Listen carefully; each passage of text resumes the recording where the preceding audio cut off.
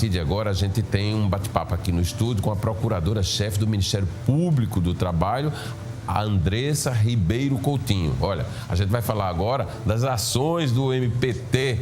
Boa tarde, doutora Andressa. Me fale da ação, porque o Ministério Público do Trabalho tem trabalhado muito.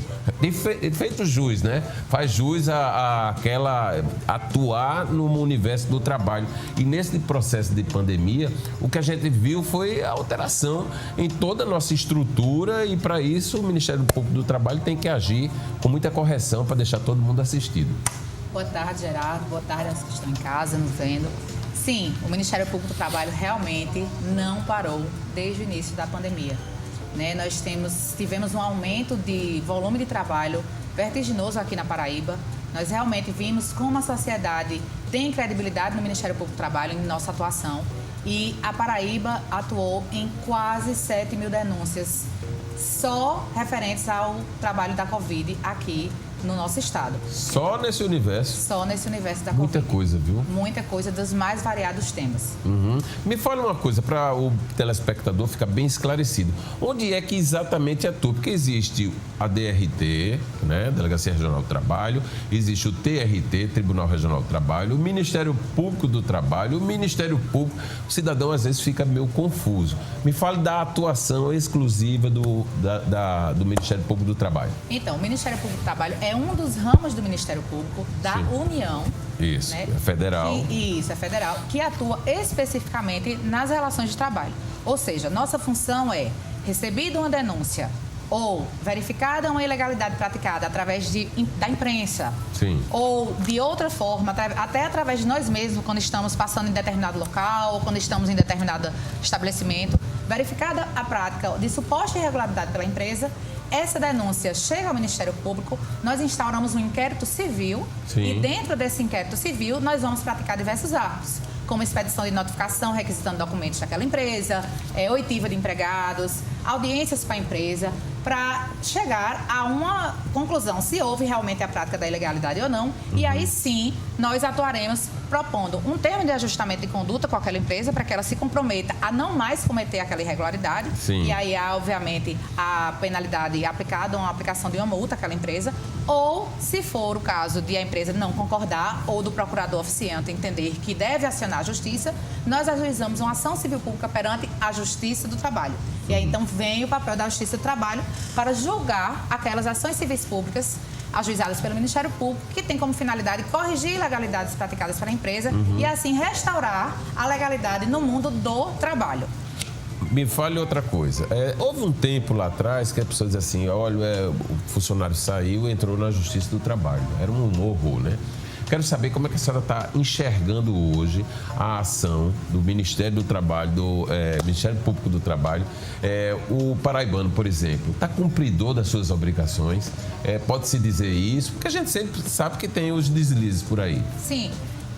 Veja só, na nossa Paraíba, infelizmente, a gente ainda vê a prática de algumas irregularidades muito graves. Sim. Que chegam ao Ministério Público do Trabalho para investigação. E aí eu saio da questão de o empregado ter saído da empresa e pleitear apenas suas requisitoras. Aí eu vou para questões mais, digamos assim, mais macro, que atingem a coletividade em geral. Como, por exemplo, a prática do trabalho infantil. E, não obstante, as empresas tenham hoje mais consciência da sua responsabilidade social, porque quando a empresa ela existe, ela tem o bônus e ela tem o ônus de atender à legislação trabalhista e de aplicar as normas de responsabilidade social. Então, e não obstante a gente veja aqui na Paraíba um crescimento das empresas, uma mudança de padrão cultural nesse sentido, a gente ainda tem muito a prática do trabalho infantil, que é uma das piores formas de trabalho classificada pela OIT, a Organização Internacional do Trabalho. A gente ainda tem a prática de transporte irregular de trabalhadores para trabalho escravo, para a prática de trabalho em condição análoga a de escravo. Então, não é só a questão de, hoje, não se resume só a questão de ajuização, porque o empregador saiu, não... está querendo direitos. Isso hoje, digamos que é o menor problema. Então, aí a gente sai na rua aqui, eu e a senhora, já a gente vai embora. Quando chega ali no sinal, aí tem não sei quantas crianças trabalhando, pedindo uma ajuda. O Ministério Público do Trabalho entra em cena nesse momento aí? Entramos em cena com os nossos parceiros. Sim. Veja, quando a gente fala de trabalho infantil, quando a gente fala de trabalho em condição análoga de escravo, quando a gente fala em ofensa ao meio ambiente de trabalho, ao crescimento de doenças ocupacionais, a gente fala em trabalho em atuação conjunta. É impossível só o Ministério Público do Trabalho atuar nesses casos. A gente tem que contar com a atuação do Ministério Público Estadual, Sim. Ministério Público Federal. Tem boa sintonia com essas instituições? Excelente sintonia. Agora, na pandemia, nós formamos um grupo específico de focalizadores, ou seja, de representantes de cada Ministério Público nesse grupo de trabalho da Covid. Então, nós agora afinamos mais os nossos entendimentos, atuamos sempre em conjunto. E aí, no caso desse, por exemplo, de uma menor, né, na rua, atuando de forma irregular, nós contamos não só com a ajuda dos outros Ministérios Públicos, mas, por exemplo, do RUARTS, dos CREAS, né, dos Conselhos Tutelares. Então, é necessária essa mudança de padrão cultural do brasileiro. Na verdade, eu sempre disse, desde que entrei no Ministério Público do Trabalho, tive a oportunidade de ser juíza do trabalho antes, durante 2 anos. Então, sim, quer dizer, viveu essa experiência. Tenho a experiência de olhar, ter um olhar de um lado e um olhar do outro. E eu sempre digo que o lugar da criança é na escola. Se a gente tivesse escola em tempo integral em maior número, a gente conseguiria resolver esse problema, porque a criança estaria aprendendo, o seu pai ia ter menos possibilidade de desviá-lo, porque muitas vezes é o pai que tem essa conduta de dizer, traga dinheiro para casa. Então é uma mudança. Às vezes está na esquina, cultural, mas sabe que não tem apelo para pedir. Aí bota a criança que já cria uma sensibilidade, né? Isso. Então, dentro do Ministério Público do Trabalho, nós temos uma coordenadoria nacional, que é a Corda Infância. É uma coordenadoria específica de combate ao trabalho infantil. Então, a gente faz um trabalho de conscientização, não só das crianças nas escolas, mas dos pais também, com o programa MPT na escola. Doutora Andressa, durante o período da pandemia, a senhora assumiu agora em outubro, mas a senhora já é procuradora do trabalho há algum tempo, né? Está atuando firmemente dentro desse processo que atacou o mundo de uma forma muito terrível, né? Mas eu quero saber da senhora, nesse processo que a gente está, e hoje nós estamos em dezembro, dia 20 de dezembro, como é que foi esse ano para o Ministério Público do Trabalho? Tem muitas conquistas? Muitas conquistas. E nós conseguimos, a nível de Brasil, fazer destinações no montante de quase 400 milhões de reais. Só o Ministério Público do Trabalho no combate à pandemia. Aqui na Paraíba foram 7 milhões de reais. O Ministério Público do Trabalho aqui na Paraíba conseguiu equipar o avião do Corpo de Bombeiros do programa Voe pela Vida e salvando vidas, transportando pessoas que, por causa da Covid... Peraí, dê freio aí. Vamos de novo nisso aí, porque o assunto é interessante e merece a gente esmiuçar mais. O Ministério Público do Trabalho, com as multas que são aplicadas, que vão para uma conta e ali são destinadas para instituições que fazem o serviço para o público em geral, sim, não é isso? Dentro desse processo da pandemia, houve uma destinação de verbas para equipar o avião do Corpo de Bombeiros. Eu não sabia nem que o Corpo de Bombeiros tinha avião. Tem. Avião. Nós destinamos aqui na Paraíba o valor necessário para que eles equipassem para o programa Voa pela Vida. Sim. E esse avião, ele é utilizado exclusivamente para transportar pessoas, pacientes com Covid, sim, no momento, né? Quando ainda estamos com essa necessidade.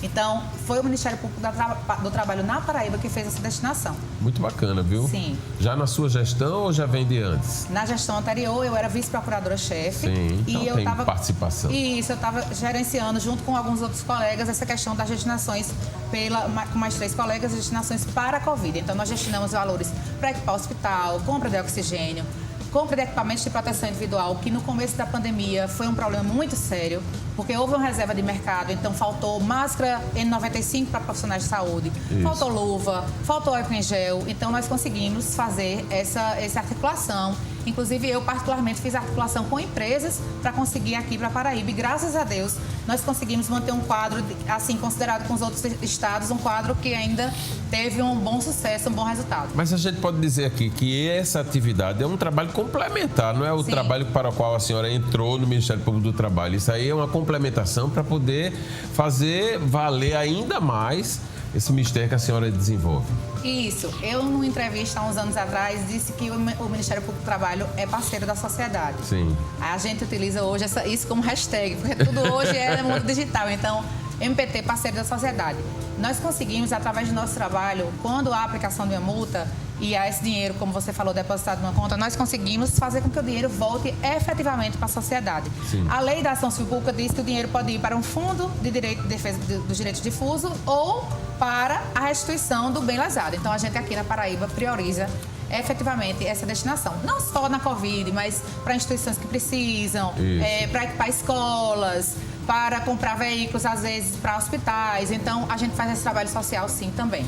Muito bem, muito bem. Isso aí é bem relevante. Você que está em casa, talvez não soubesse desse desdobramento do trabalho do Ministério Público do Trabalho, porque além de estar fiscalizando, olhando pelo cidadão para que não exista, por exemplo, a exploração humana, seja de crianças, de adultos, tem também o depois, o after, né?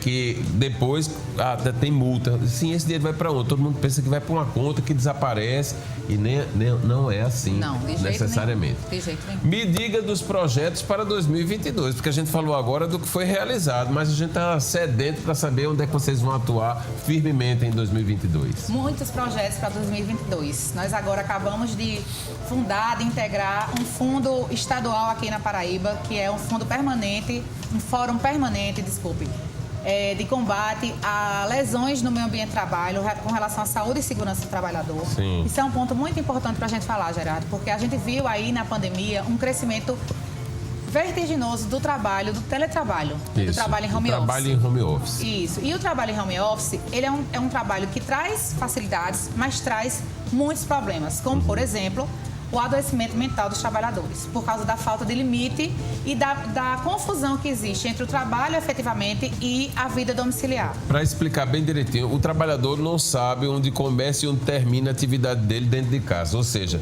tem que ter uma limitação.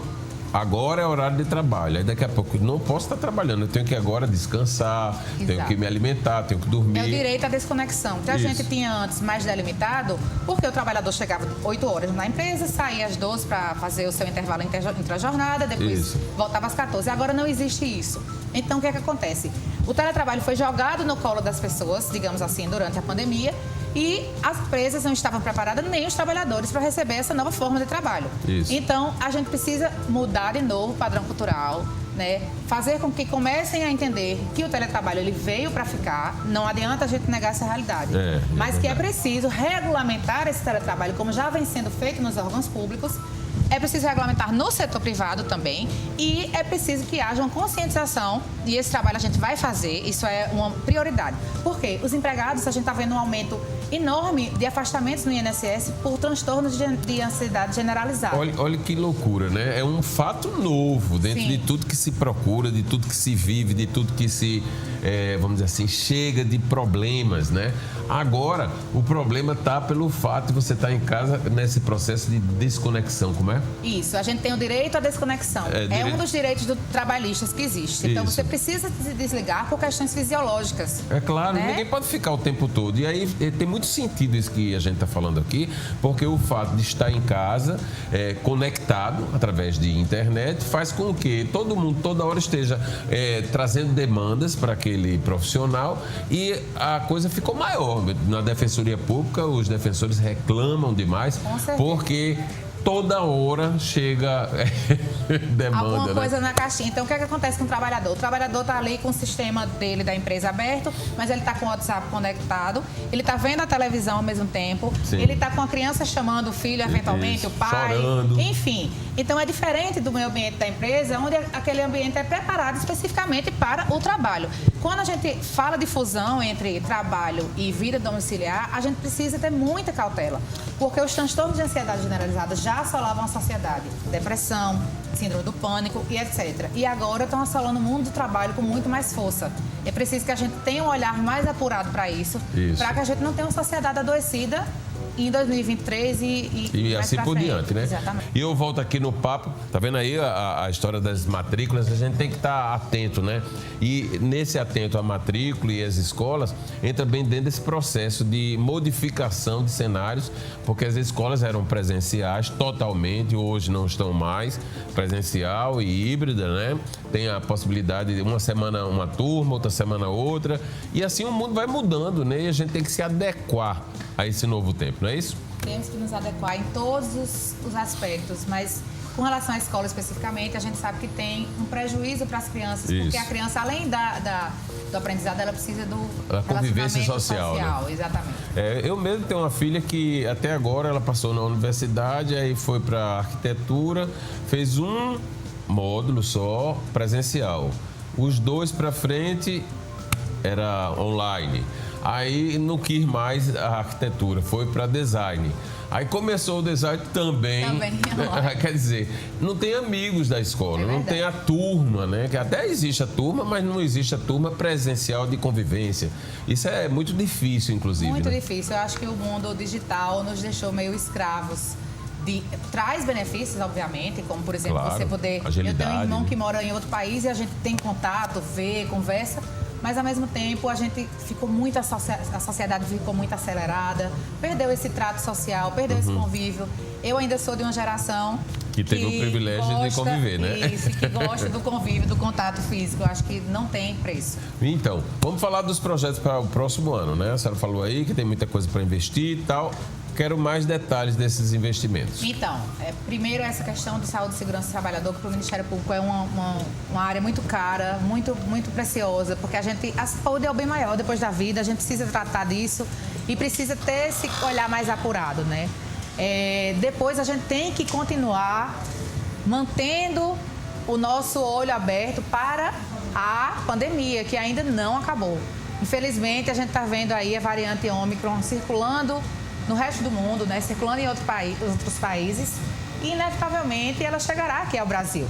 Esperamos que com menos força, esperamos que não haja um recrudescimento da pandemia como aconteceu com a variante P1, com a variante lá da Amazônia, mas a gente tem que manter ainda os olhos abertos para a pandemia. E o Ministério Público do Trabalho tem um trabalho voltado especificamente para isso. A preço de hoje, houve um aumento, né, em alguns países, algo assim que a gente tem que ter cuidado, mas nada alarmante ainda do mundo. E a questão da letalidade também está sendo levada muito em consideração, porque é muito menor o volume de mortes do que o que foi com as outras cepas que graças a Deus, aconteceram. Né? Graças eu a acho Deus. Que a gente passou do pico, eu acho que a gente passou do pior da pandemia, mas eu acho que a gente ainda precisa manter os cuidados, porque a gente não sabe ainda, cada variante se comporta de uma forma diferente no corpo. Então, a gente espera que seja mais branda. Hoje a preocupação é com a gripe, né? Que veio uma nova, aí que está alarmando todo mundo, mas nós temos que entender que no mundo moderno nós temos que trabalhar com essas expectativas e a gente tem que estar preparado para enfrentá-las, não é assim? Com certeza. E a gente também, assim, eu penso muito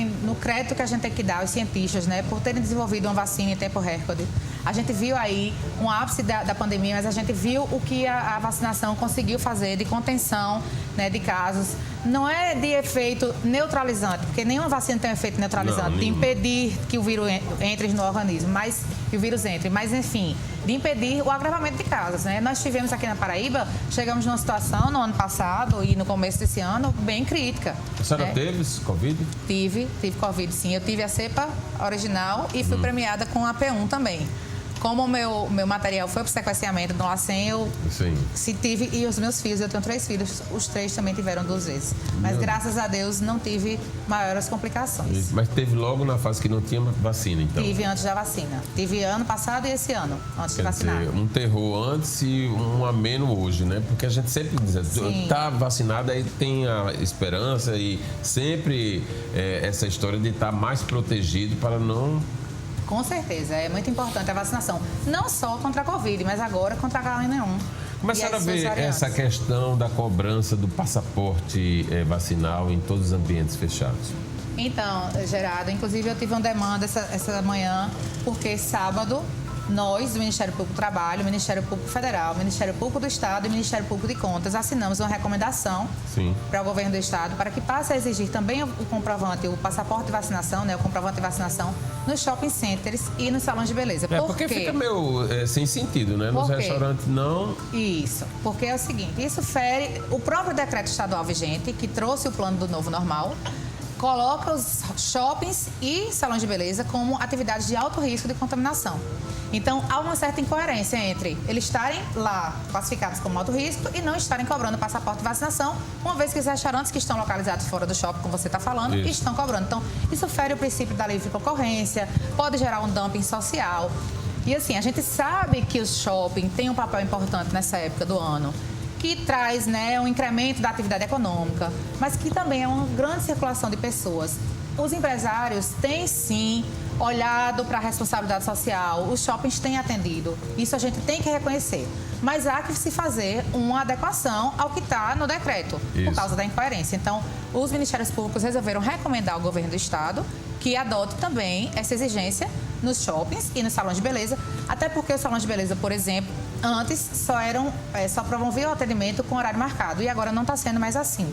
Isso. Então a gente tem ali maquiagem, enfim, alguns serviços. É um contato que é feito, né? Exatamente. Eu queria também uma opinião da senhora com relação ao momento Réveillon, né? Que foi cancelado, público, quer dizer, as festas públicas, né? Os shows públicos. Mas hoje de manhã pela televisão já vi que não pode ir para a praia, vai ter aglomeração de todo jeito.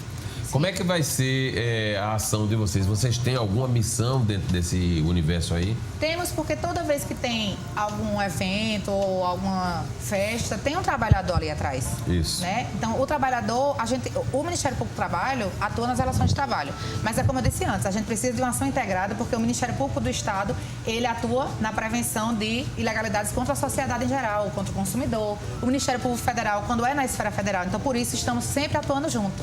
Então, nessas festas que ocorrerão, nós vamos contar com os parceiros que são os órgãos de controle. Sim. Vigilância Sanitária, PROCON, CREA, Ministério do Trabalho. Todos eles vão estar postos para verificar e a gente também vai verificar essas situações previamente. Tá? Então, vamos aí observar, porque as festas públicas foram canceladas por um motivo. O Estado ainda está com decreto de calamidade. Isso. Então, fica contraditório fazer a questão da coerência. Mas, sempre que acontecer festa e aglomeração, nós estamos ali com os órgãos de controle para fiscalizar o que é que está acontecendo. Sem sofrer com a pandemia, o ano de 2021 foi bom para o Ministério Público do Trabalho? Nós conseguimos, sim, muitas vitórias, né? Como eu disse, conseguimos fazer destinações que atenderam a necessidades da sociedade. Conseguimos regularizar muitas situações de empresas, de hospitais. Acompanhamos de perto todo o processo de vacinação no Estado. Eu digo que acompanhamos de perto, porque acompanhamos de perto mesmo. Ali. Quantas doses chegavam, como era a distribuição, reuniões com secretarias municipais de saúde de todos os municípios, Secretaria de Saúde do Estado, que sempre esteve aberta à negociação com o Ministério Público, a nos ouvir, a ouvir nossas recomendações. Então, assim, acompanhamos de perto e estamos acompanhando ainda todo o processo de vacinação e tudo que tem acontecendo, ocupação de leitos, realização de eventos.